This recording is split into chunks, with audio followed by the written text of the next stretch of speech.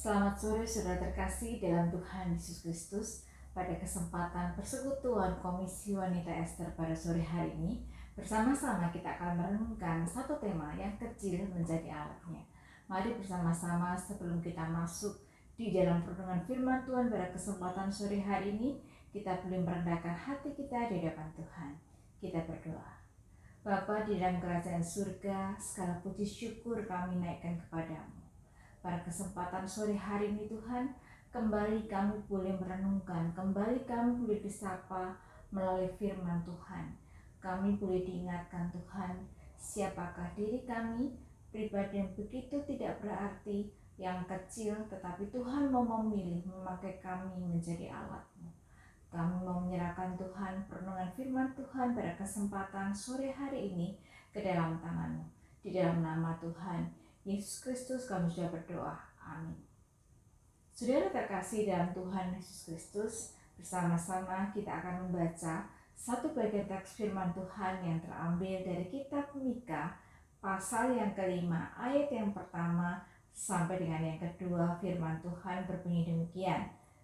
Tetapi engkau, hai Betlehem Efrata, hai yang terkecil di antara kaum-kaum Yehuda, daripadamu akan bangkit bagiku seorang yang akan memerintah Israel, yang permulaannya sudah ada sejak purbakala, sejak dahulu kala. Sebab itu ia akan membiarkan mereka sampai pada waktu perempuan yang akan melahirkan telah melahirkan, lalu selebihnya dari saudara-saudaranya akan kembali kepada orang Israel. Demikian pembacaan firman Tuhan pada kesempatan sore hari ini.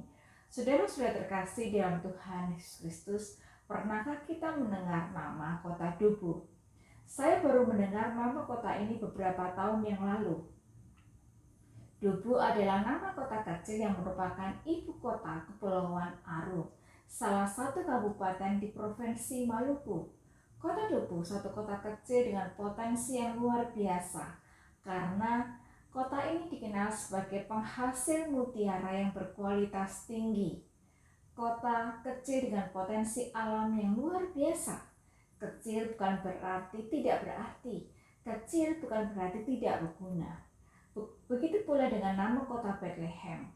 Kota kecil yang disebut kecil di dalam kitab Mika ini. Tetapi namanya dijadikan besar dan dikenal banyak orang. Dalam teks ini disebutkan Betlehem Efrata. Mengapa disebut demikian? Betlehem Efrata atau juga dikenal dengan Betlehem Yehuda disebut demikian untuk membedakannya dari Betlehem yang ada di Zebulon. Betlehem berarti rumah roti, Efrata berarti berbuah. Keduanya mengacu kepada kesuburan wilayah tersebut. Betlehem terlalu kecil untuk disebut sebagai kota besar. Dia juga terlalu kecil untuk menjadi pos militer. Sebagian besar penduduknya adalah petani miskin. Namun tampaknya Tuhan sedang bersiap untuk melakukan sesuatu yang besar di kota Betlehem ini. Saudara-saudara terkasih dalam Tuhan Yesus Kristus, apa yang disampaikan oleh Nabi Mika dalam bagian ini adalah penghiburan. Setelah sang Nabi menyampaikan berita penghukuman di dalam pasal sebelumnya, penyampaian berita penghukuman tentu saja diikuti dengan berita penghiburan. Berita penghukuman tentu saja bukan hal yang menyenangkan, tetapi penting untuk disampaikan supaya mereka yang melakukan dosa tersadar dan bertobat. Mika, seperti kebanyakan nabi yang lain, dibebani oleh pertanyaan yang sama, mengingat dosa Israel dan penghakiman Allah. Mika adalah nabi yang hidup sejaman dengan Yesaya pada abad ke-8 sebelum Masehi dan masih hidup ketika Asyur merebut kerajaan utara dan membawa 10 suku Israel. Dia tahu semua penghakiman Tuhan kepada bangsa Israel. Jadi pertanyaan tentang masa depan Israel sangat membebani dirinya. Bagaimana tentang masa depan Israel? Apakah mereka akan mendapatkan kelepasan atau mengalami penderitaan selamanya? Saudara-saudara terkasih dalam Tuhan Yesus Kristus, tentu saja berita kelepasan, berita penyelamatan akan sangat dinantikan. Pertanyaannya, siapakah yang akan melepaskan bangsa Israel dari penghakiman Tuhan? Teks Mika 5 ayat 1b menyebutkan, "Daripadamu akan bangkit bagiku seorang yang akan memerintah Israel, yang permulaannya sudah sejak purbakala, sejak dahulu kala." Siapakah penguasa yang dimaksudkan? Seorang yang akan memerintah Israel yang permulaannya sudah sejak purbakala, sejak dahulu kala. Artinya, sosok yang akan menjadi penguasa di Israel sudah ada sejak lama sekali dan ada di dalam kekalan. Ada banyak pendapat bahwa penguasa yang dimaksud merujuk kepada penguasa yang kekal, yang dipahami oleh sebagian besar orang adalah Mesias yang berasal dari keturunan Daud. Penguasa yang tidak hanya memerintah atas Yehuda, tetapi di dalam Mika 5 ayat 3b dikatakan bahwa untuk saat ini ia akan menjadi besar sampai ke ujung bumi. Mesias yang akan datang, Raja yang akan datang, bukan hanya seorang raja suku. Dia akan menjadi raja, segala raja, dan tuan, segala tuan. Dia akan menjadi besar sampai ke ujung bumi, tidak hanya di Israel. Seorang penguasa yang berasal dari garis keturunan Daud, sebagaimana yang tertulis di dalam Yohanes 7 ayat 42. Bukankah kitab suci mengatakan bahwa Kristus datang dari keturunan Daud dan dari kampung Bethlehem, tempat Daud tinggal?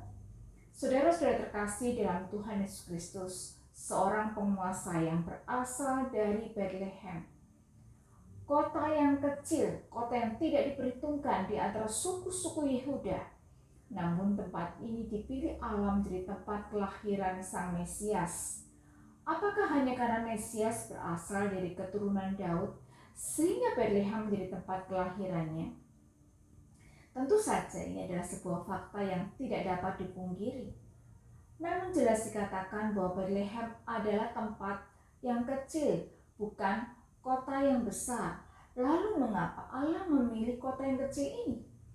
Jawaban sederhananya tentu saja ini adalah hak prerogatif Allah yang berhak memilih di mana Mesias akan dilahirkan, di kota kecil atau di kota besar.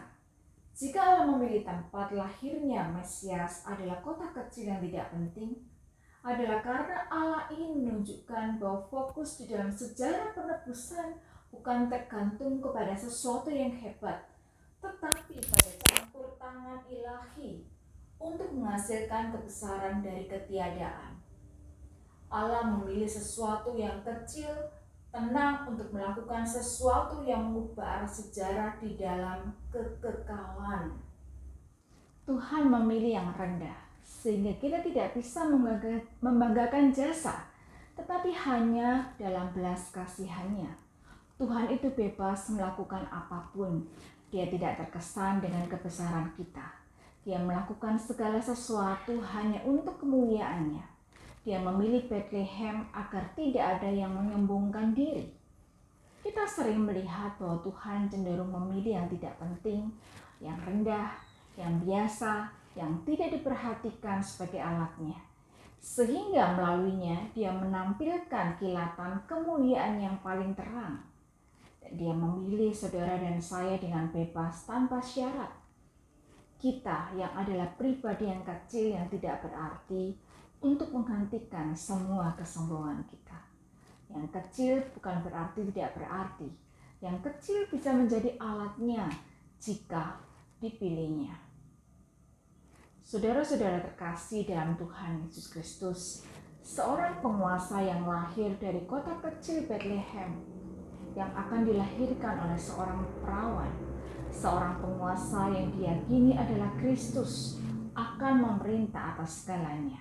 Dan kekuasaannya akan membentang sampai ke ujung bumi dan ke zaman kekal yang akan datang.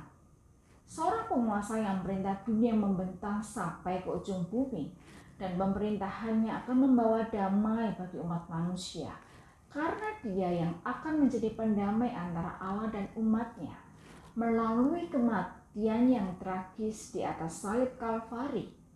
Kematiannya telah memindahkan ciptaan lama di dalam Adam ke dalam ciptaan baru di dalam Kristus, sehingga kita memiliki pengharapan dan janji akan rumah surgawi.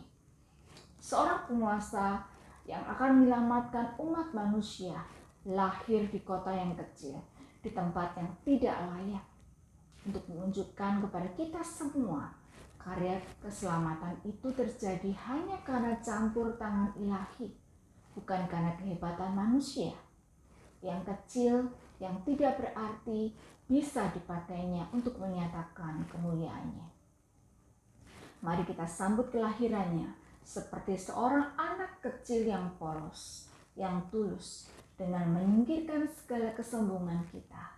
Maukah kita menjadi alatnya meskipun kita kecil tidak berarti? Biarlah renungan firman Tuhan pada kesempatan sore hari ini mengingatkan kita semua bahwa yang kecil bukan berarti tidak bisa dipakainya menjadi alatnya. Biarlah segala kemuliaan hanya untuk nama